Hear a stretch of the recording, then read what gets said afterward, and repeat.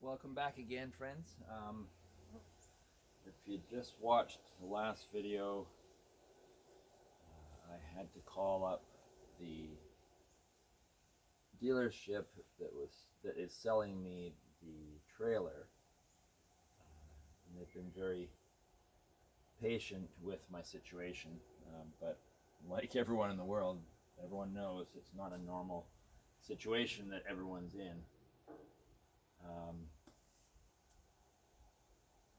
so I'm going in instead of today to have the walkthrough. I'm going in on the Thursday, which is the day before the Friday when I get the delivery.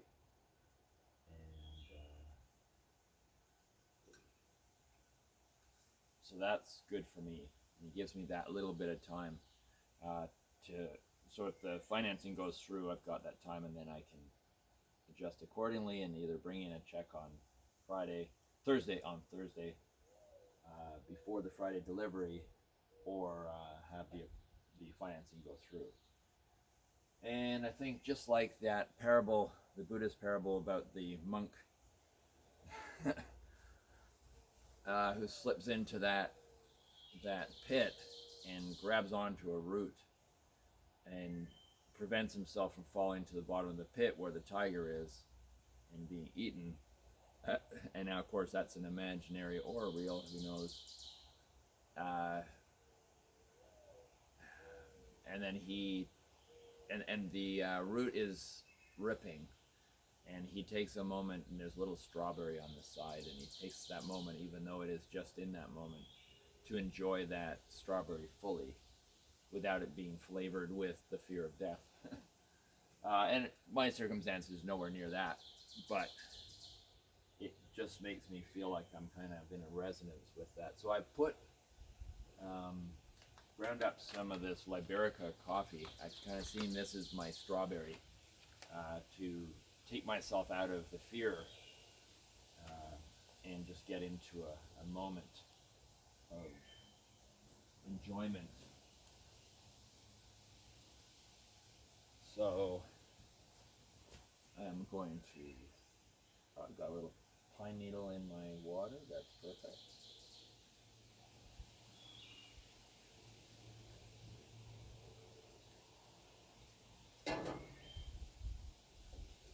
And I had read that the Liberica coffee bean is much bigger than regular coffee beans, so that was very true, very accurate. So I'm just gonna leave that for a bit, and I'll show you the a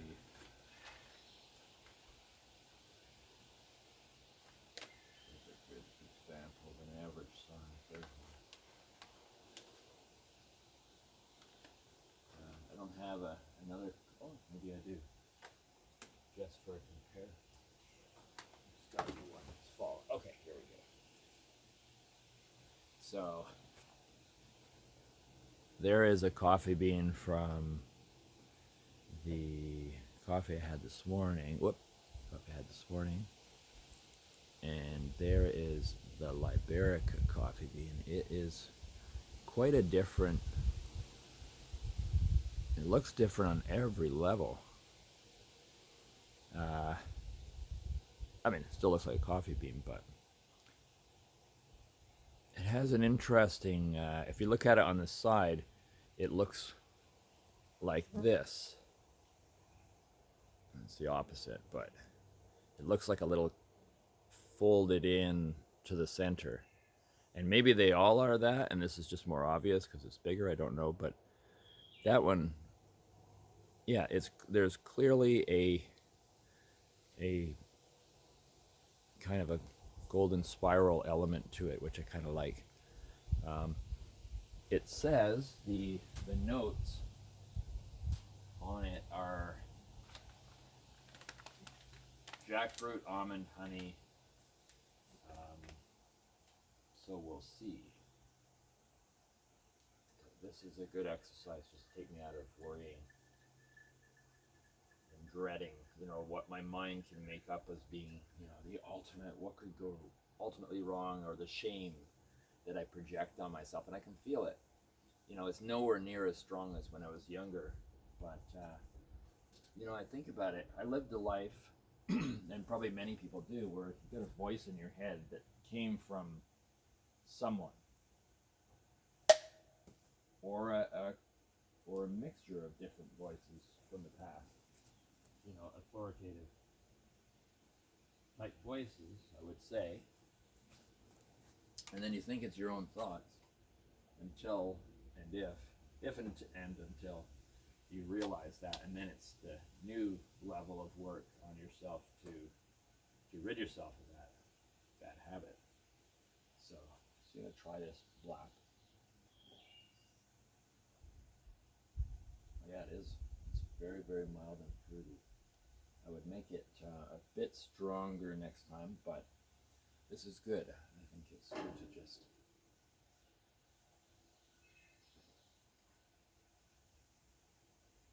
That's interesting. Maybe I shouldn't put milk. Maybe I'll drink half and then put cream in the other half just for an exercise. I've got to run and get cream now.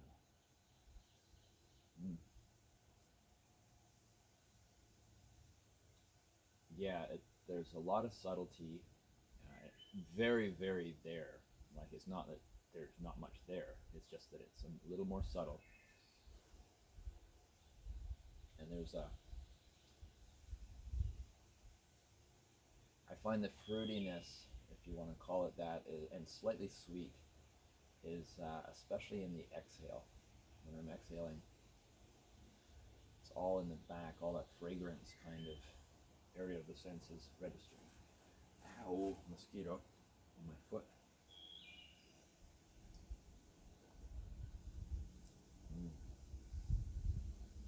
This will be interesting to taste and savor at different times to evaluate, not just in one session.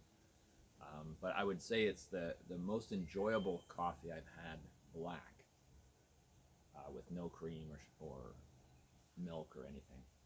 Um, that I really like, just that alone, because I've always wanted to be able to like black coffee. I know that you know, that's where you're getting the truest taste. But I've just got this program in my head that I really like having cream, like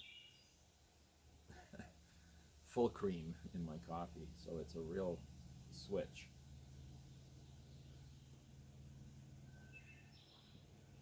Wow. Next time, yeah, I'll make one a little bit stronger and still have it black. But I also then will try it with a little bit of cream later, just so or maybe the third try I'll try with cream, give it a good chance. But I think I found myself a coffee that I enjoy black. This is really interesting. Just have to now fine tune it, like I said, I think with a little less water.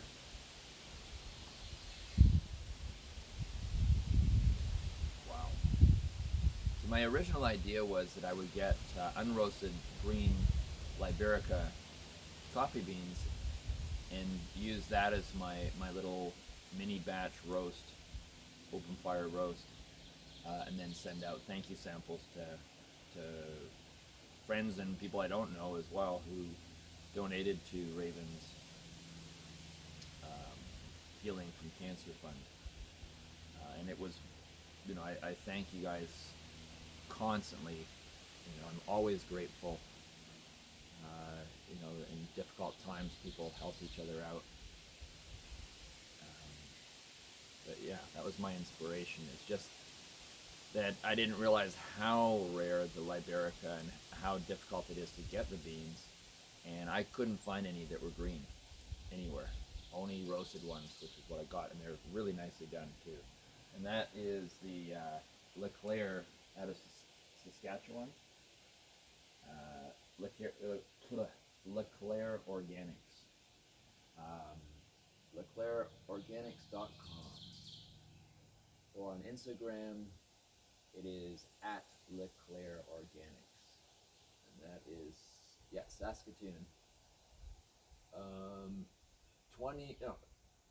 211 Lettingham Street, Saskatoon, Saskatchewan.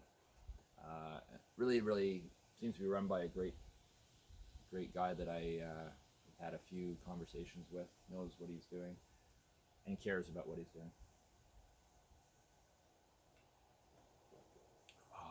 And it's a Canadian company. Hopefully the no, I get weird, silly things to say. No.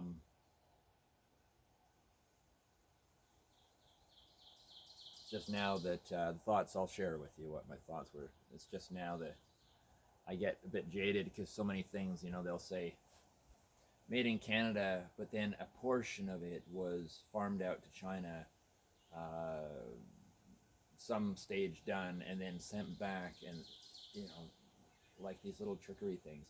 So I was just having that thought of, I hope this wasn't sent to China, roasted, and then sent back. And I guarantee you it's not. It was just thinking about other situations. That's why I held back from sharing that at first. But I did say I was going to be transparent. So, wow, I'm really enjoying this. Liberica coffee bean has a great history. I think it was the late 1800s or early 1900s. It phased out upon popularity of the Arabica, but there was a time where Arabica they thought was going to go under with some kind of mold. So the Liberica they were starting to bring attention back to, because it was a very hardy plant. Has bigger leaves, I think, but also bigger beans and a bigger fruit. And I think it's this fruitiness part that both makes it a high risk for it going wrong. If you don't, that first stage, don't get that fruit off and, whatever is done at that stage, then it seems that it will ferment and affect the taste in a bad way. So someone has to know what they're doing with this coffee, well, with any coffee, but with this one especially. There's a great little documentary on YouTube where this sort of scientist guy, sorry I haven't got all, it was a while back that I watched it, and he sent green coffee beans, Liberica coffee beans, all over the world to famous roasters and had kind of a competition and event where they all got together and tried the best ways of roasting this green coffee bean, which he also knew the best prep initially before he handed it to them. So it just won me over, and I was blown away by it, the story of it, and then from there it's like I get to taste it while I'm thinking about this history. If you get a chance, I strongly suggest you try it. Order a little bag from Leclerc Organics. It shouldn't take very long to get to you. And it's got an aftertaste that lingers. Very subtle, not a burnt kind of coffee taste. Like dark roast sort of thing. It's a very wonderful, long-lasting aftertaste that is subtle. Doesn't, it's not loud. Wow.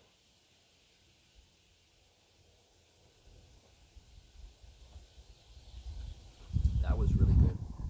And I think after breakfast I might do another sample of that. Wow, that was very, very enjoyable. I was a little nervous because I've heard a lot of reviews, not from this place, but just about people who have tried this kind of coffee, and it's a mixed bag. Some people seem to really enjoy it, and some people just go, oh my god. Now, I don't know if the ones that didn't like it, if it was just they didn't like it, or if it was because the company that did it didn't get the beans from a good source, or who knows what. But I would say Leclerc Organics, based on my experience, is a good, if you want to take that chance. It was very, very nice. It was very nice. And there's enough beans in there to do quite a few coffees. Wow, tasty. Jackfruit, almond, honey. definitely I'm not so familiar with the jackfruit taste, but the almond honey definitely can taste it. Mm. Okay, my dishwashing water is ready. I took the dog's food back because they didn't seem that hungry. I might quickly try and take them for a walk, though, and then eat breakfast. So let's do that. So Thursday I have to go in and be there for 9 in the morning, and it takes at least 2 hours to get there. So I'd have to leave here by 7, no later, and preferably earlier, so 6:30 to be sure. Um, but Raven said like she's just with her healing and stuff, she's not ready to be going for a walk through tours that early. Uh, because everything affects their digestion. So I'm going to call back, and although that was the only appointment they had, and I'll make that appointment without Raven if necessary, but I'll just ask them if they can put me on a list for if anything else opens up later, and let me know, because then that'll increase the chances of Raven being able to go as well. And another note, reflection, as far as what I am sort of working towards on a sort of a spiritual level with this incident, is to not worry too much about it, not put too much effort into making it, wanting to make it happen where I get financing and don't have to pay full, for fear of then not being able to afford having a well dug. And my challenge is to not go there, and to reach, if you want to call it, not reach in the sense of such an effort, that word sounds, but to allow. It's more of a subtle, almost reaching, uh, gravitating towards, allowing for whatever is. It's a trust thing, an inner trust, a trust in the universe, to trust that maybe the picture is much bigger than I can understand, and my desire or need for the financing is possibly overweighing some subtlety that I couldn't know right now. So, if I was a little further developed in certain ways, would I be able to enhance and hone that ability? Probably. Ow. But anyway, so my aim is to just allow and trust in the universe, and trust that if I don't get the financing, it's good, and it's better than if I do get the financing, because something will unfold, and many things have already, where I thought it was the worst thing happening, and then it happens, and then later I find out, oh, that was good that we had it unfold that way. So I'm going to trust that if we don't get the financing, we have to pay, which we have the money for, but then not the money for the well and the septic at this point. But I will trust that there's a bigger picture that's unfolding that is completely friendly towards us, and that exercise in trusting is absolutely a very valuable thing, and appreciating, like showing appreciation each moment for that which at first exposure to seems like, oh, why is this being done to me? Like easy to judge the moment. So that's what I've been doing a lot of, and it's really, really helping a lot. I definitely haven't mastered it by any means, but it's just keeping awareness on that, keeping kind of a warmth. If that incident is, say, were your hands, and it's cold out, and it's like keeping your hands close enough to the fire that it just stops them from getting really cold, but not so much that you burn them. It's kind of like that would be the way I could say, just leaning into the infinite, leaning into God, leaning into that which you're afraid of, the unknown. And I still remember coming to mind Anita, who I tattooed oh gosh, I forgot not that year now, but these mosquito bites. Oof. She had been fighting cancer for I think 29 years, and anyway, that's a long story. But she had volunteered to. She was getting tattooed by me, and I had another client who had passed away, and I called Anita and said, like, if anyone would know, it would be you. Like, I don't know who else to talk to. And it was great. She really was understanding and wonderful and counseled me through this situation and trauma I was going through. And she said, you know, I've developed an ability in going through this kind of near-death experience myself. I have developed this ability to communicate with people who've passed on. So Jan, she offered to see if Jan had anything to say. I said, well, I never would have thought of that, but yeah. And a couple of weeks later, Anita contacted me and said that Jan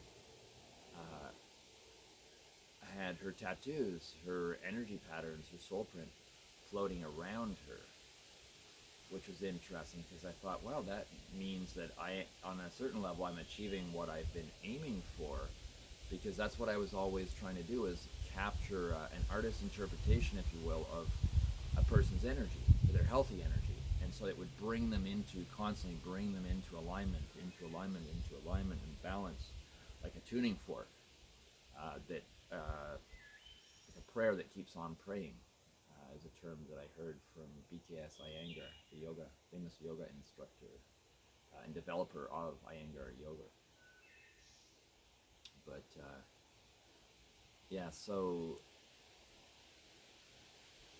Anita said that Jan had these tattoos floating around her, and then she said, no, it was more like she was her tattoos, and then that blew me away even more, because that was my aim. You know, I always would say to people, think of it that this tattoo is not on you, this tattoo is you. And there I had confirmation.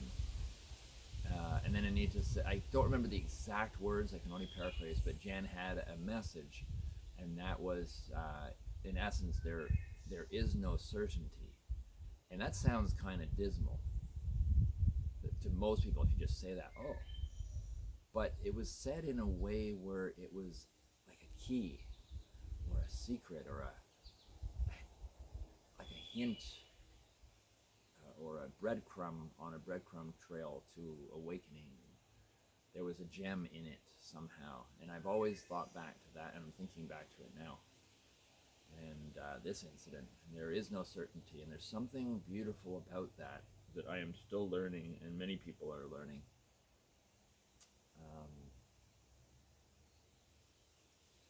And that's an aspect of Nomad, what Nomad symbolizes, and all the symbols that we're incorporating into Nomad are real living symbols that have been breathed into our life circumstance, not by choice. They've happened to us. And then we've chosen to open ourselves to them rather than feel that we have been battered by the storm. And that's also why there's a bunch of songs that I have posted many times, and most people don't even respond. And I don't expect that. And there are songs that I have put out. One of them is by the Wailing Jennies, play on Waylon Jennings. And they do a great a cappella song about the coming storm, and I think it's called The Storms Are Coming.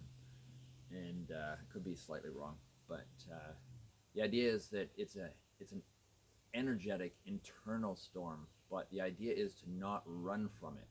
As soon as you run from it, you just build, my understanding, you just build the shadows, the kind of PTSD-like fear symptoms that magnify everything you're afraid of, which is counterproductive. So don't run from your storm, from the storm. Embrace it, but I understand as well, but don't embrace the story. Don't get caught up in, oh, I'm a victim kind of embracing. It's embrace with your heart. Open your heart to this storm. And that makes me think of the Litany of Fear from Dune. And I can't recite it because I don't know it, but it's basically, face your fear, and when your fear has moved through you with yourself open to it, only you will remain.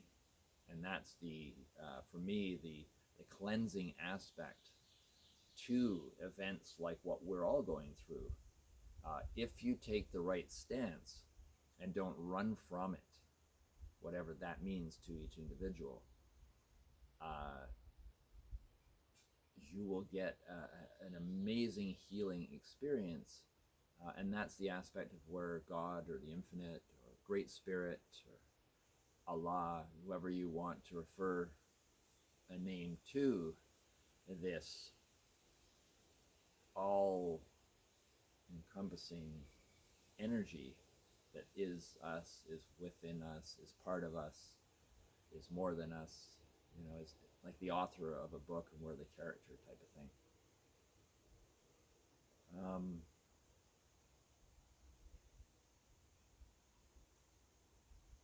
Yeah, opening to each moment is a great challenge.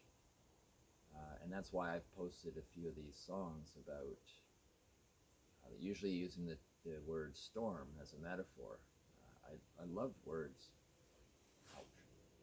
And there's a handful of these storm songs. I should make a list of them in the notes of YouTube.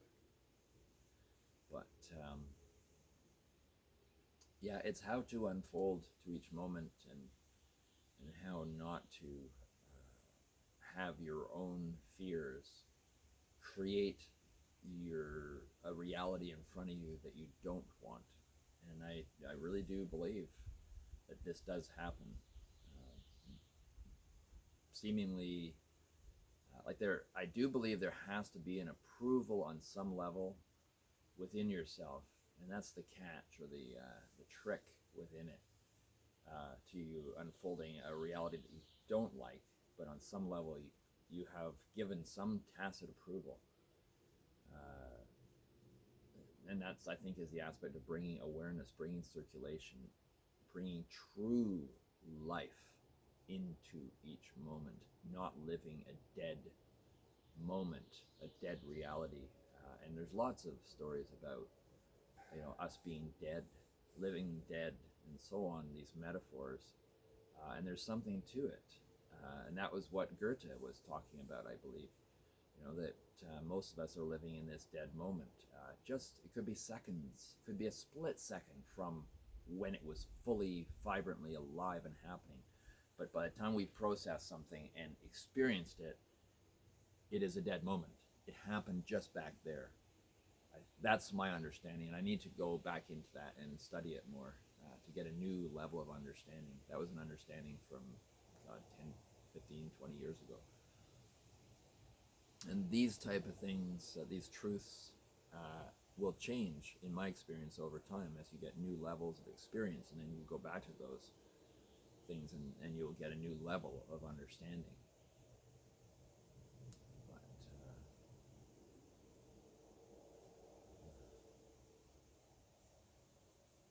so I'm going to get to work.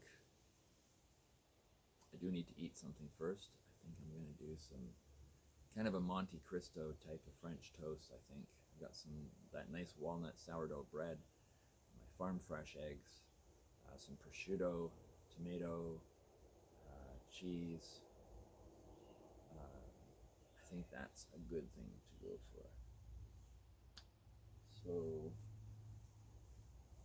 that's what I'm going to do right after I water all my plants. So that's what I'm going to do now. So I bid you adieu.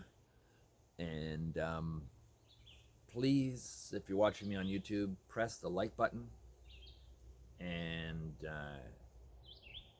subscribe if you haven't subscribed, and leave a comment if any thoughts you have, ideally positive and constructive thoughts. Not here to argue. These are all my opinions, my experience, so nothing is arguable, even if I wanted to argue, which I don't. Um, and that's that. I'll see you guys pretty soon.